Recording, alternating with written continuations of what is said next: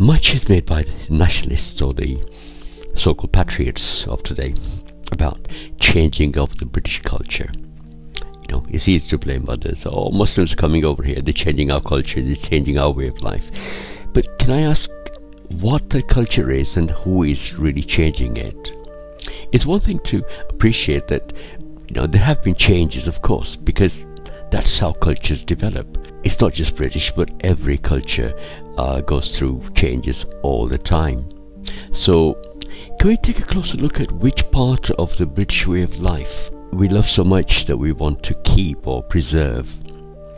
If we look back to a time before the immigration, say before the war, what was life really like, and do we want to go back to it? We had big band and jazz music to swing to at the weekend at community halls or the village halls, village fetes, kids playing in the streets, skipping with a rope and marbles, hopscotch, and even living dangerously, playing conkers, which is now banned, of course. What is it that we miss? The weekly visit to the local baths, swimming baths, for a bath and a clean-up. The youth of today won't even have heard how their grandparents' generation shared one tin bath in the middle of the living room and all the family bathed in it, with baby being the last. And of course that's where the saying comes, with the dirty water finally being thrown out, as he is throwing the baby out with the bath water. Maybe we missed the boiled potatoes and leek and sprouts cooked in inventive ways. Or it must be the Morris dancing my brother reminded me of the day. Maybe we missed the outside block of toilets, the coal fire that had to be lit every morning and maintained the rest of the day. The question is, which of those things have the immigrants, and particularly the Muslims, changed? Who really has stopped you from going to the local pub or working men's club and playing dominoes? Why did you stop going to the church? Yet, when spreading hate against the Muslims, we hear the shouts of, "We're a Christian country." Have the Muslims stopped you going to the church? Or listening to jazz music? So, who can we blame? The Indians, the Pakistanis, Afro-Caribbeans, the Germans, the French? Maybe the Americans?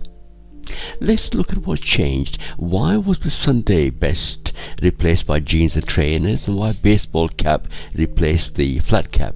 Why did Yorkshiremen stop carrying ferrets in their trousers? Why did Hollywood replace the big band and jazz music at the dance hall? America happened. Not Pakistan, not Bangladesh, not India or West Indies. Not the Hindus or the Muslims or the Sikhs, but Americans imposed their way of life without a whimper from the proud nationalists of Britain. That's what changed almost completely the way of life in Britain, from the way we were to what we are today, and how a newer generation behave and the things they like them to do, and all a carbon copy of what happens in America. I dare say, including the Trumpian hate for the immigrants. Let's not forget the violence and the drug culture, along with the media manipulation by the social media algorithms and the divisions they create. Same as America. That reminds me, Elon Musk influencing politics of Britain and openly suggesting that Muslims have already taken over, with, of course, help from Tommy Robinson and Farage to manipulate the whole thing.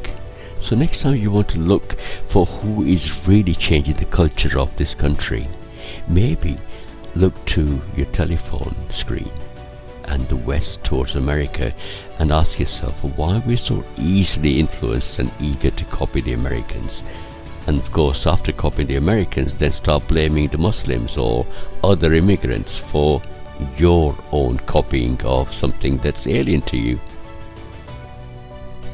Thanks for listening.